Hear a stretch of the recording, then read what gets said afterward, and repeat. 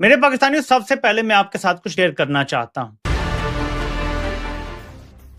बांग्लादेश में सत्ता परिवर्तन के बाद भारत और बांग्लादेश संबंधों में धीरे धीरे नई गर्माहट लौटती जा रही है। इसी सिलसिले में बांग्लादेश की सैन्य खुफिया एजेंसी के प्रमुख मेजर जनरल मोहम्मद कैसर राशिद चौधरी का हालिया भारत दौरा कूटनीतिक हलकों में खासा महत्वपूर्ण गिना जा रहा है। ये यात्रा बेहद गोपनीय रखी गई थी। दिल्ली में अपने प्रवास के दौरान चौधरी ने भारत के बाहरी खुफिया एजेंसी रॉ के प्रमुख पराग जैन और अपने भारतीय समकक्ष लेफ्टिनेंट जनरल RS रमन से मुलाकात की। नार्सिज्म का शिकार नरेंद्र मोदी अपने आप को एक तारीख-साज हिंदू लीडर साबित करना चाहता है। पॉलिसीज नफरत, तासुब, तशद्दुद के सिवा कुछ भी नहीं। ये है मोदी सरकार का असल और मकरू चेहरा। 5 अगस्त 2019 किसे याद नहीं होगा, जब नरेंद्र मोदी ने मकबूजा जम्मू कश्मीर की खुसूसी हैसियत खत्म करके वहां बदतरीन जबर का, जुल्म का आगाज किया। मगर मोदी की बेहिस्सी का आलम देखिए, वो इन मजालिम को तरक्की का नाम देता है। भारत की जो खुफिया एजेंसी रॉ है, कई बार पाकिस्तान में दहशतगर्दी में मुलविस पाई गई है। बलूचिस्तान में अलहदगी पसंद तहरीकों को माली इमदाद, KPK में दहशतगर्द गिरोहों की सरपरस्ती, कराची में बदअमनी फैलाने की कोशिशें, ये सब भारत के मकरू अज़ाइम का सबूत है। पहली बार बांग्लादेश की सैन्य खुफिया प्रमुख ने भारत का दौरा किया है। और बता दें, कुछ सूत्रों के मुताबिक बातचीत के दौरान दोनों पक्ष इस बात पर सहमत भी हुए कि किसी भी देश की जमीन का इस्तेमाल ऐसे तत्वों द्वारा नहीं होना चाहिए जो दूसरे देश के खिलाफ शत्रुतापूर्ण गतिविधियों में शामिल हो। शिप चाहिए जिन लोगों के रिप्रेजेंटेटिव्स को वो मारे थे, माने क्यों ये नहीं हो सकता था? तो तुम you could have denied a permission to settle in India. क्यों तुम उसको परमिशन दिए इंडिया को सेटल करने? 6 दिनों के भीतर उनका भारत दौरा ये दर्शाता है कि ढाका नई दिल्ली के साथ सुरक्षा सहयोग को फिर से मजबूत करना चाहता है। मैं बताता हूं तुमने क्यों दिया। इसलिए कि तुम इसको इस्तेमाल करोगे यही बांग्लादेश के खिलाफ, जिससे मुनाफकत से तुम कह रहे हो वी वांट गुड रिलेशंस और we always have good relations.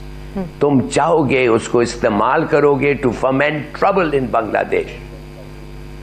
Really remarkable. इस आदमी का तो कोई हद नहीं है इसका झूठ का। द बुचर ऑफ गुजरात, जो आदमी ने हिंदू जनसंघ के रिप्रेजेंटेटिव्स को मुफ्ती बाहिनी के शेप और शक्ल में भेजा था लड़ने के लिए, हिंदुओं को शेप और शक्ल वो कहने लगा मुफ्ती बाहिनी के पाकिस्तान के खिलाफ लड़ो, जो सबसे बड़ा मेडल लिया है बांग्लादेश का from that fascist Hasina. This man is saying he wants good relations with Tariq Rahman. He thinks well of the people of Bangladesh. Then why are you harboring a murderess?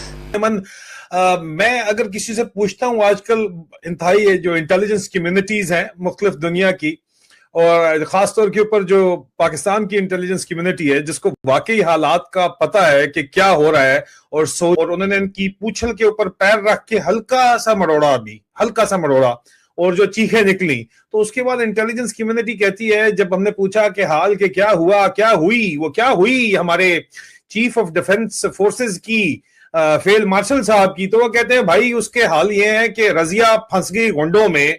जिस तरह हालात है ना, रजिया फंस गई गुंडों में, ये उसका हालात है। और उल्टा ये मांग रहे हैं जो चीज, फिर आगे लोग डॉलर तो फेंकते हैं लेकिन साथ कहते हैं नाच बसंती नाचने का प्रोग्राम जो है वो भी चलवाने की कोशिश करते हैं। लेकिन ये क्यों कहा जा रहा है, पहले इसको क्लैरिफाई कर दें और फिर मैं आपको बताऊंगा कि पल्स रिपोर्ट क्या है। कोर इंटेलिजेंस बटालियंस के कमांडिंग ऑफिसर्स ने कोर कमांडर्स को क्या इंटेलिजेंस प्रोवाइड की है। उनका जो आर्मी चीफ है उसने उसको कहा भाग जाओ, तुम्हारे खिलाफ पूरी मुल्क हो गई है, भागो निकलो। हाँ, उसने एक चीज कहा, उसको बचा दिया इन अ सेंस, चलो बचा दिया in a sense, that's on his conscience.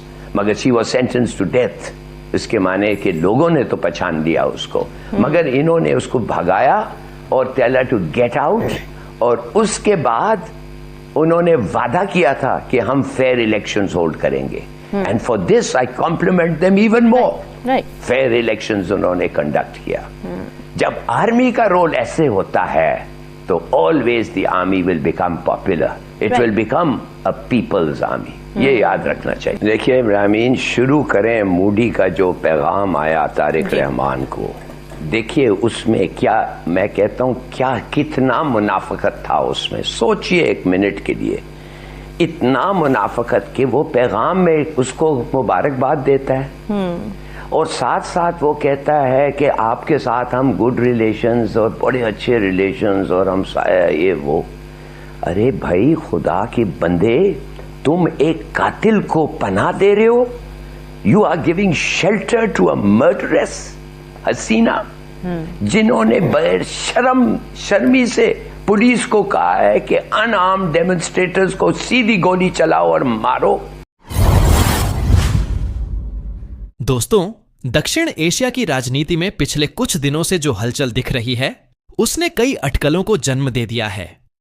कुछ समय पहले तक सोशल मीडिया और कई विदेशी मंचों पर यह चर्चा तेज थी कि पाकिस्तान, चीन और बांग्लादेश मिलकर ऐसा रणनीतिक समीकरण बना सकते हैं जो भारत के लिए चुनौती बन जाए।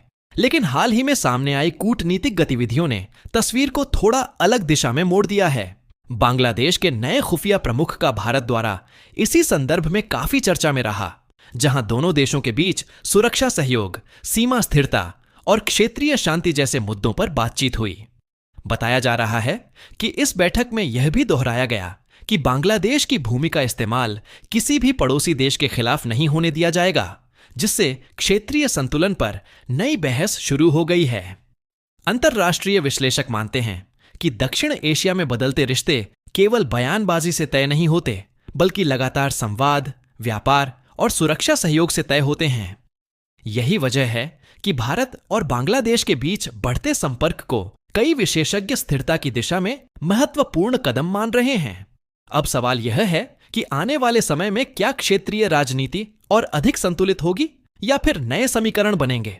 और दूसरा बड़ा सवाल यह कि क्या पड़ोसी देशों के बीच सहयोग ही भविष्य की सबसे मजबूत रणनीति बन सकता है।